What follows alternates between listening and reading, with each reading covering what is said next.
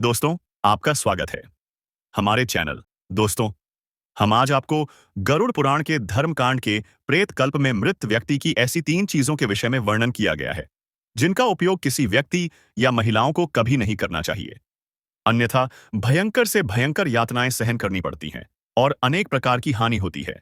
इसलिए प्रत्येक बुद्धिमान व्यक्ति या महिलाओं को इन वस्तुओं के विषय में अवश्य जान लेना चाहिए, नहीं तो परिणाम बहुत बुरा होता है। तभी श्री कृष्ण ने गरुड़ जी को अत्यंत ज्ञानवर्धक जानकारी दी है। इसे सुनने से आपके जीवन में भी ज्ञान की वृद्धि होगी। इसलिए आप लोग से निवेदन है कि इस वीडियो को पूरा अवश्य देखें, क्योंकि श्री कृष्ण ने बताया है कि आधा अधूरा ज्ञान घातक होता है। तो चलिए शुरू करते हैं। शुरू करने से पहले आप लोगों से निवेदन है कि अगर आपने अभी तक हमारे चैनल को सब्सक्राइब नहीं किया है तो चैनल को सब्सक्राइब कर ले। आपका एक सब्सक्राइब से हमारे जीवन में बहुत महत्वपूर्ण है। तो हुआ क्या एक बार, गरुड़ जी, जो भगवान विष्णु के वाहन हैं, वे अपने मन में शंका लेकर भगवान श्री कृष्ण के पास द्वारका में आते हैं। अपने प्रिय वाहन गरुड़ को देखकर भगवान श्री कृष्ण प्रसन्न होकर उनका स्वागत करते हैं और कहते हैं, हे द्वारका में तुम्हारा स्वागत है। तुम्हारे आने से मुझे बड़ी प्रसन्नता हुई है। निस्संदेह तुम्हारे आने का कोई विशेष कारण तो नहीं? निस्संकोच बताओ, किस प्रयोजन से तुम यहां पधारे हो? गरुड़ जी श्री कृष्ण को प्रणाम करते हुए कहते हैं, हे प्रभु, आप तो सर्वज्ञ ज्ञानी है। इस पूरे संसार में कुछ भी आपसे छिपा नहीं है। मैं आपके पास एक प्रश्न लेकर आया हूं जिसका समाधान केवल आप ही कर सकते हैं। भगवान श्री कृष्ण हंसते हुए कहते हैं, हे पक्षीराज, तुम्हारी जो भी शंका हो निस्संकोच होकर पूछ सकते हो। तुम्हारी हर शंका और समस्या का समाधान करना मेरा कर्तव्य है। गरुड़ जी गंभीर स्वर में कहते हैं, हे प्रभु, मेरा प्रश्न यह है कि जब कोई जीव मृत्यु को प्राप्त होता है तब वह अपने साथ ऐसी क्या-क्या चीजें लेकर जाता है, और मृत्यु के बाद उस प्राणी से जुड़ी हुई वो कौन-कौन सी वस्तुओं का उपयोग अन्य लोगों को नहीं करना चाहिए? भगवान श्री कृष्ण ने विचारपूर्ण स्वर में कहा, गरुड़, तुम्हारा प्रश्न अत्यंत महत्वपूर्ण है। इस संसार में जो जन्म लेता है उसकी मृत्यु निश्चित होती है। मनुष्य इस संसार में खाली हाथ अवश्य आता है, परंतु जब उसकी मृत्यु होती है तो वह अपने साथ 5 चीजें लेकर जाता है। और यह सत्य है कि जीवित मनुष्य को मरे हुए व्यक्ति की 3 चीजों का उपयोग कभी भी नहीं करना चाहिए, नहीं तो परिणाम बहुत बुरा होता है। तुम्हारे इन दोनों प्रश्नों का उत्तर देने से पहले मैं एक ब्राह्मण और 5 प्रेतों की कथा सुनाता हूं, जिससे तुम्हारे सभी प्रश्नों का उत्तर मिल जाएगा। इस कथा को ध्यान से सुनना, क्योंकि इसके माध्यम से मानव जीवन के घटित रहस्यों को समझा जा सकता है। इस कथा का श्रवण करने पर मनुष्य के सारे पाप नष्ट होते हैं। इसलिए इस कथा का तुम ज्यादा से ज्यादा लोगों को श्रवण कराए। गरुड़ जी ने श्रद्धा से कहा, हे प्रभु, मैं ध्यानपूर्वक आपकी कथा सुनने के लिए तैयार बैठा हूं। मुझे आप वह पवित्र कथा सुनाएं। फिर भगवान श्री कृष्ण ने गरुड़ जी को वह कथा सुनानी शुरू की। हे गरुड़, एक समय की बात है। मध्य देश में देवदास नाम का एक गरीब ब्राह्मण रहता था। वह अत्यंत गुणवान व शास्त्रों में पारंगत था। उसने वेद और शास्त्रों का गहराई से अध्ययन किया हुआ था, किंतु वह कभी भी अपने ज्ञान का कभी दुरुपयोग नहीं करता था। यहां तक वह कभी अपने ज्ञान का उपयोग धन कमाने के लिए नहीं किया। अत्यंत गरीब होकर भिक्षा मांगकर ही अपना गुजारा चलाता था। वह ब्राह्मण एक दिन वन में तपस्या करने के लिए जाने का विचार करता है। वह ईश्वर का ध्यान करने के उद्देश्य से जंगल में विचरण करने लगा। ब्राह्मण जिस वन में प्रवेश करता है उसका नाम अशोक वन था। यह वन अत्यंत भयानक और डरावना था, जिसके बारे में दूर दूर तक लोग चर्चा किया करते थे। इस वन में प्रवेश करने की हिम्मत बहुत कम लोगों में थी, क्योंकि वहां का वातावरण ही डरावना था। अशोक वन में ऊंचे ऊंचे पेड़ थे, जिनकी शाखाएं इतनी घनी थीं कि सूर्य की किरणें भी नीचे तक नहीं पहुंच पाती थीं। में से कुछ पेड़ प्राचीन काल से खड़े थे, जैसे महावृक्ष, जिनकी विशाल जड़ें जमीन से बाहर निकलकर हर दिशा में फैली हुई थी। वहां पर वट वृक्ष और अश्वत्थ जैसे वृक्षों की भरमार थी, जो अपने नीचे किसी को भी दबा सकते थे। इस भयंकर वन में मांडव और शमी जैसे पेड़ भी थे, जिनके पास से गुजरते हुए लोगों के रोंगटे खड़े हो जाते थे। इन वृक्षों की शाखाएं पर अक्सर अजीब से जीव लटके रहते थे।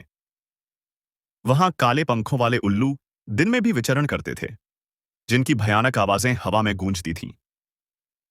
जंगली भेड़िए अपने शिकार की तलाश में हमेशा घूमते रहते थे और उनकी आंखें अंधकार में चमकती थीं।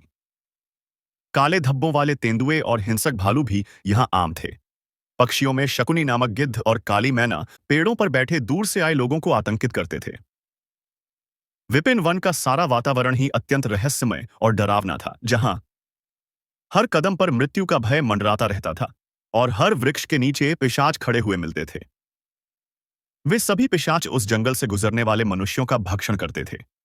कोई भी मनुष्य उस मार्ग से जाता तो वे उसे पकड़कर खा लिया करते थे। वे अत्यंत पापी और दुराचारी थे। वो कभी दया नहीं करते थे।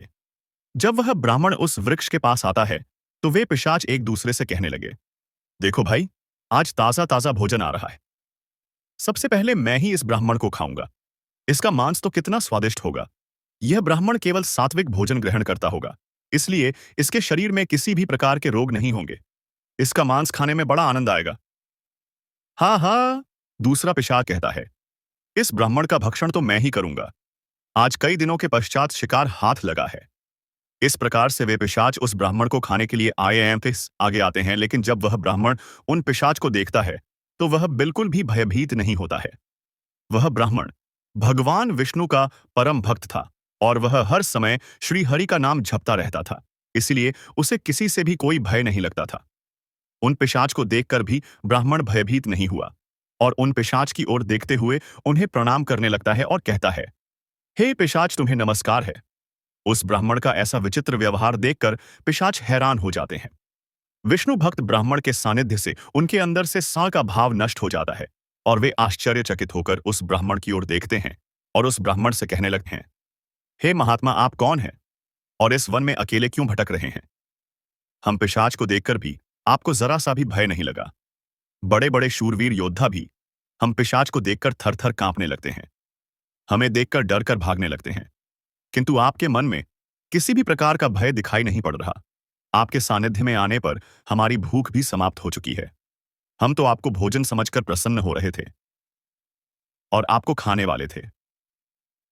फिर वह ब्राह्मण कहता है, हे पिशाच, मुझे आपसे बिल्कुल भी भय नहीं लग रहा है, क्योंकि मैं जानता हूं कि भगवान हमेशा मेरे साथ हैं और उनकी इच्छा के बिना तो पेड़ का पत्ता तक नहीं हिलता। यदि मेरी मृत्यु आप पिशाच के द्वारा ही होनी है तो मुझे यह भी स्वीकार है। प्रभु ने मेरे भाग्य में जो भी लिख दिया है मुझे वह मंजूर है। यदि मुझे खाने से आपकी तृप्ति होती है तो मैं इसे मेरा सौभाग्य समझूंगा। इस संसार के प्रत्येक प्राणी को सुख प्रदान करना, उनकी तृप्ति करना ही प्रत्येक मनुष्य का कर्तव्य है। पिशाच भी ईश्वर द्वारा ही बनाए हुए हैं, इसलिए मैं आपकी निंदा भला कैसे कर सकता हूं? ब्राह्मण के ऐसे वचन सुनकर वे सभी पिशाच आश्चर्यचकित हो जाते हैं और उस ब्राह्मण से कहने लगते हैं, हे ब्राह्मण देवता, आपके के वचन अत्यंत सुंदर हैं, जिन्हें सुनकर ही हमारी तृप्ति हुई है।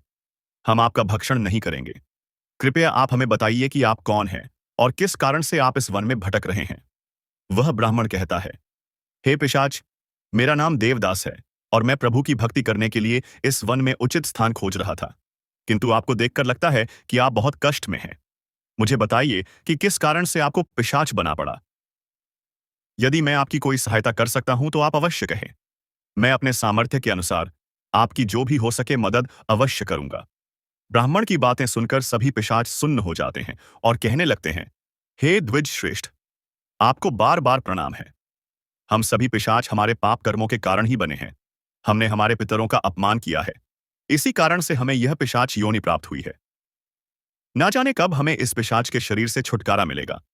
हमने मनुष्य रहते हुए भी बहुत पाप किए थे और पिशाच बनकर तो हमने अनगिनत पाप किए हैं। कितने ही निर्दोष मनुष्यों और प्राणियों को हमने मारकर खाया है। इसीलिए हमें ऐसा लगता है कि हमें कभी पिशाच योनि से मुक्ति नहीं मिलेगी। फिर ब्राह्मण कहता है, हे पिशाच, मैं आपकी व्यथा को समझता हूं। कृपया आप मुझे बताइए, मैं किस प्रकार से आपको मुक्ति दिला सकता हूं। मैं मध्य देश में रहने वाला देवदास ब्राह्मण हूं। मैंने अनेक तप, व्रत और उपवास किए हैं, इसलिए आपकी मुक्ति के लिए भी यदि कोई व्रत उपवास हो तो मुझे बताइए, वह मैं अवश्य करने का प्रयास करूंगा। ब्राह्मण की बात सुनकर उन पिशाच को समझ में आ जाता है, मार हुआ और उसी क्षण मेरी मृत्यु हो गई। अब मैं पिशाच बनकर ऊंची भोजन करता हूं और यही मेरा श्राप है। दूसरा पिशाच, जिसका नाम नग्न अंग था, वह आगे आया। उसका पूरा शरीर नग्न था और उसकी हड्डियां दिख रही थीं। उसने ब्राह्मण की ओर देखकर कहा, मेरा नाम नग्न अंग इसलिए पड़ा क्योंकि मैं हमेशा निर्वस्त्र रहकर स्नान कर था। पूर्व जन्म में मेरा नाम शरद चंद्र था और मैं तुम्हारा छठी पीढ़ी का पूर्वज था। मैं एक ब्राह्मण कुल में जन्मा था और मेरे पास ज्ञान और तप की शक्ति थी। लेकिन मैं अपने शरीर का घमंड करने लगा। मुझे स्नान करते समय नग्न रहने में आनंद आता था और मैंने समाज के नियमों का अपमान किया। मैं इसे स्वाभाविक मानता था, परंतु यह असहाय संभव हुआ अधर्म था। एक दिन जब मैं नगर के तालाब में नग्न होकर स्नान कर रहा था, तभी जल देवता ने मुझे श्राप दिया कि मैं अपने घमंड के कारण पिशाच योनि को प्राप्त करूंगा। मेरी मृत्यु भी उसी तालाब में डूबने से हुई। अब मैं पिशाच हूं और मेरा शरीर हमेशा नग्न रहेगा, जैसे मैंने अपने ब्राह्मण धर्म का अपमान किया था। तीसरा पिशाच, जिसका नाम शव वस्त्र था, उसके शरीर पर मृत लोगों के फटे हुए कपड़े लिपटे हुए थे। उसकी आवाज में दर्द था। उसने कहा, मैं इस योनि में इसीलिए हूं क्योंकि मैंने हमेशा मृत व्यक्तियों के कपड़े चुराए। पिछले जन्म में मेरा नाम अच्युतानंद था। मैं तुम्हारे पूर्वजों में से था और एक आदरणीय ब्राह्मण कुल से संबंध रखता था, लेकिन मेरे मन में लोभ बढ़ गया था। मैं स्मशान भूमि पर जाकर मृतकों के वस्त्र चुराता और उन्हें बेचता था। मरे हुए लोगों के वस्त्र पहनकर मुझे सुख की अनुभूति होती थी।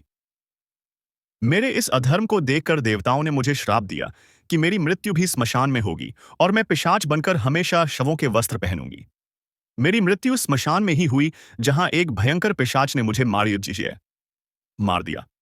अब मुझे मृतकों के वस्त्र पहनने का श्राप मिला है।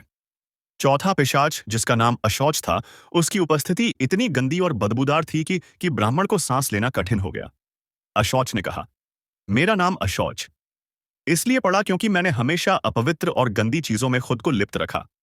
मैं पिछले जन्म में धर्मराज था और तुम्हारा पूर्वज था। मेरे जीवन में शुद्धता का कोई स्थान नहीं था। ब्राह्मण होते हुए भी मैंने अपवित्र में जीवन बिताया। मैंने कभी अपने तन और मन की शुद्धता का ध्यान नहीं रखा। गंदे वस्त्र पहने और अपवित्र स्थानों पर रहा। मैं स्नान नहीं करता था और यह सब जानकर भी मैंने धर्म के नियमों का पालन नहीं किया। मेरे इस पाप के कारण देवताओं ने मुझे श्राप दिया कि मैं अशुद्ध में लिप्त रहकर ही इस पिशाच योनि में भटक। मेरी मृत्यु एक गंदे तालाब में डूबकर हुई जहां पांचवा पिशाच क्रव्यद था। उसका मुख रक्त से लथपथ था और उसके हाथों में मांस के टुकड़े थे। उसने भयावह हंसी के साथ ब्राह्मण से कहा, मैं क्रव्यद हूं क्योंकि मैं मांस और रक्त का लोभी था।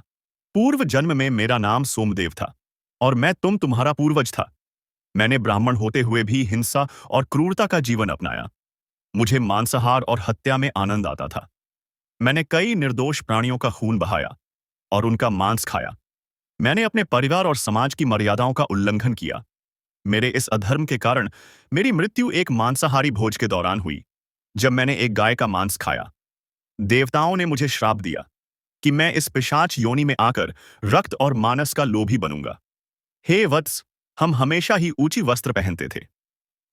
गंदे मैले वस्त्र पहनकर ही भोजन, पूजा पाठ आदि कार्य किया करते थे। हमने हमेशा ही उच्च भोजन ही ग्रहण किया है। इसी कारण से हमारी यह दुर्गति हुई है। हम निर्वस्त्र होकर स्नान करते थे, जिस कारण से हमारे पितृगण हमसे रुष्ट हो गए। हमने कभी के लिए भोजन अर्पित नहीं किया। इसी कारण से हमें मृत्यु के पश्चात प्रेत बनना पड़ा। फिर वे पिशाच कहते हैं, हे वत्स, तुम्हारे ही वंश से हो। हम तुम्हारे पूर्वज हैं। यह ईश्वर की ही कृपा है कि उन्होंने तुम्हें हमारे पास भेजा है। अब हमें यकीन हो गया है कि तुम हमें प्रथम वेद ब्रह्मा को दे दिया, भय वेद के अधिकार।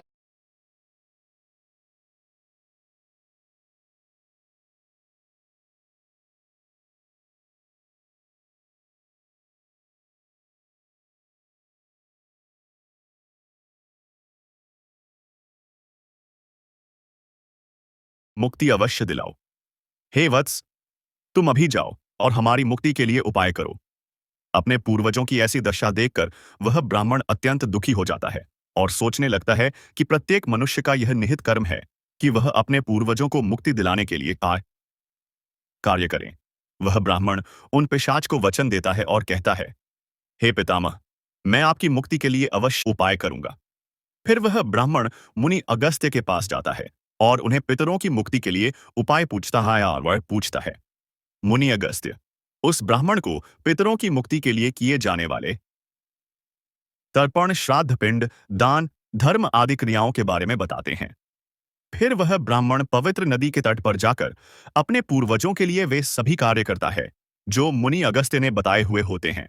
वह पहले नदी के पवित्र जल से तर्पण करता है, फिर नदी के तट पर बैठकर पिंड दान करता है और उससे जो कुछ भी हो सके उसी के अनुसार दान धर्म करता है। इस प्रकार से उस ब्राह्मण के द्वारा तर्पण और दान धर्म करने से वे सभी पिशाच मुक्त हो जाते हैं और स्वर्ग की ओर जाने लगते हैं। फिर श्री कृष्ण गरुड़ से कहते हैं, हे गरुड़, इसीलिए मनुष्य को कभी उचट वस्त्र नहीं पहनने चाहिए, अर्थात गंदे और मैले कपड़े नहीं पहनने चाहिए। कभी उचट भोजन ग्रहण नहीं करना चाहिए। दूसरों का झूठा जमीन पर पड़ा हुआ, दूसरों के द्वारा लांघा गया तथा पितरों को अर्पण किए बिना कि गया भोजन उच्चिष्ट भोजन होता है। हे गरुड़, अब मैं तुम्हें मृत व्यक्ति की उन वस्तुओं के विषय में बताता हूं जिनका उपयोग जीवित मनुष्य को कभी नहीं करना चाहिए। इसीलिए तुम ध्यान से सुनो। हे गरुड़, मनुष्य इस संसार में जन्म लेकर कई भौतिक सुखों के मोह में पड़ जाता है। मृत्यु के बाद भी उसका उन वस्तुओं के प्रति मोह नहीं छूटता है।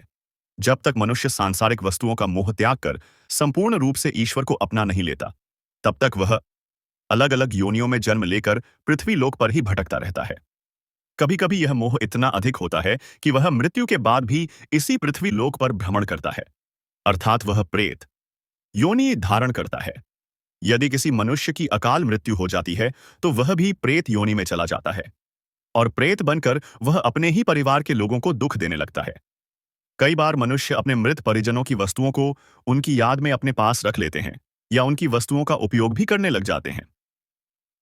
लेकिन मनुष्य को मृत व्यक्ति की कुछ वस्तुओं का उपयोग कभी नहीं करना चाहिए, क्योंकि इन वस्तुओं के साथ उस मृत व्यक्ति की ऊर्जा जुड़ी हुई होती है। उस मृत व्यक्ति का उन वस्तुओं के प्रति मोह बहुत अधिक होने के कारण वह मृत्यु के बाद भी उन वस्तुओं से जुड़ा रहता है और यदि कोई इन वस्तुओं का प्रयोग करता है तो उसे कई परेयों का सामना करना पड़ता है। वह मृत्युमा उसे कई प्रकार से कष्ट देने लगती है। इसलिए किसी भी मनुष्य को मरे हुए व्यक्ति की चीजों का इस्तेमाल कभी नहीं करना चाहिए। मनुष्य चाहे तो उन वस्तुओं को संभालकर अपने घर में रख सकता है अथवा उन चीजों को नदी के जल में प्रवाहित कर सकता है, लेकिन भूल से भी उनकी वस्तुओं का इस्तेमाल नहीं करना चाहिए। उस मृत आत्मा की शांति के लिए मनुष्य उस व्यक्ति की प्रिय वस्तुओं का दान करता है तो यह बहुत ही शुभ होता है। सबसे पहली वस्तु है मृत व्यक्ति के कपड़े। मृत व्यक्ति के कपड़ों का कभी भी इस्तेमाल नहीं करना चाहिए। उन्हें भूलकर भी पहनना नहीं चाहिए। ऐसा करने से मृत व्यक्ति की आत्मा उस व्यक्ति से जुड़ जाती है जो इनका इस्तेमाल करता है। मृत व्यक्ति की यादें उस व्यक्ति को सताने लग जाती हैं जो उनके कपड़ों का इस्तेमाल करता है, जिस कारण वह व्यक्ति मानसिक और शारीरिक रूप से कमजोर हो जाता है। उस व्यक्ति को अपने मृत परिजन की ऊर्जा का एहसास भी होने लगता है। इसलिए मृत व्यक्ति के कपड़े कभी भी नहीं पहनने चाहिए। मृत व्यक्ति के कपड़े हमेशा दान कर देने चाहिए, जिससे उसकी आत्मा को शांति प्राप्त हो जाती है। दूसरी चीज है मृत व्यक्ति के गहने। मृत व्यक्ति के गहने भी उसके कपड़ों की तरह ही उसकी ऊर्जा के स्रोत होते हैं। मृत व्यक्ति का अपने गहनों से लगाव कपड़ों से भी कई गुना ज्यादा होता है, क्योंकि प्रत्येक व्यक्ति गहने खुद को सुंदर प्रतीत करने के लिए पहनता है। लेकिन जब व्यक्ति की मृत्यु हो जाती है और उसके गहने कोई दूसरा व्यक्ति पहन लेता है, तब मृत व्यक्ति की आत्मा असहज महसूस करने लगती है। वह आत्मा उस व्यक्ति को परेशान करने लग जाती है। आत्मा मोक्ष की राह पर ना जाकर इसी मृत्यु लोक में अपने ही परिजनों को परेशान करने लग जाती है। इसलिए मृत व्यक्ति के गहनों का कभी भी इस्तेमाल नहीं करना चाहिए। व्यक्ति की मृत्यु के बाद उसके गहनों को गला क्रोंड की माला ही उसके जीवन भर के पुण्यम की कुंजी होती है। मृत्यु के बाद व्यक्ति की माला को कभी जीवित मनुष्य को धारण नहीं करना चाहिए। उसकी माला को पवित्र नदी के जल में प्रवाहित कर देना चाहिए। पवित्र नदी उस मृत व्यक्ति के सभी पुण्यम को बहाकर स्वर्ग में ले जाती है। श्री कृष्ण कहते हैं, हे गरुड़, मृत्यु के बाद मनुष्य अपने साथ केवल अपने पाप और पुण्य लेकर जाता है। सभी भौतिक वस्तुओं को यहीं पर छोड़ देता है। इसलिए उसे कभी उन वस्तुओं के प्रति अत्यधिक मोह नहीं करना चाहिए। श्री कृष्ण कहते हैं, हे गरुड़, मृत्यु के बाद आत्मा के साथ कुछ ऐसी चीजें होती हैं जो अगले जन्म में भी साथ जाती हैं। यह चीजें आत्मा के कर्म और इच्छाओं से जुड़ी होती हैं। अब मैं तुम्हें उन 5 बातों के बारे में विस्तार से बताऊंगा। भगवान श्री कृष्ण कहते हैं, कामना वह पहली चीज है जो आत्मा के साथ मृत्यु के बाद भी रहती है। मनुष्य की कामनाएं उसे नया शरीर धारण करने के लिए प्रेरित करती है। कामना एक ऐसी शक्ति है जो आत्मा को लगातार नए शरीर की खोज में लगाए रखती है। जब एक व्यक्ति की मृत्यु होती है तो उसकी इच्छाएं उसके साथ जाती हैं और यह इच्छाएं उसके नए जन्म में पुनः कार्य करती हैं। कामना को एक प्रकार की चंचल ऊर्जा माना जाता है जो आत्मा को सांसारिक जीवन के चक्र में बांधे रखती है। अगर मनुष्य अपनी सभी इच्छाओं का त्याग कर देता है तो उसे मोक्ष की प्राप्ति हो सकती है। इसीलिए कहा गया है कि मृत्यु के समय अपनी इच्छाओं का त्याग करना अत्यंत महत्वपूर्ण है। जो लोग मृत्यु के समय अपनी इच्छाओं को साथ लेकर जाते हैं उन्हें पुनः जन्म लेना पड़ता है, क्योंकि उनकी कामनाएं उन्हें अगले जीवन के लिए प्रेरित करती हैं। अंत में भगवान श्री कृष्ण गरुड़ जी को भक्ति का महत्व बताते हैं। वे कहते हैं, भक्ति वह पवित्र मार्ग है जो आत्मा को ईश्वर से जोड़ता है।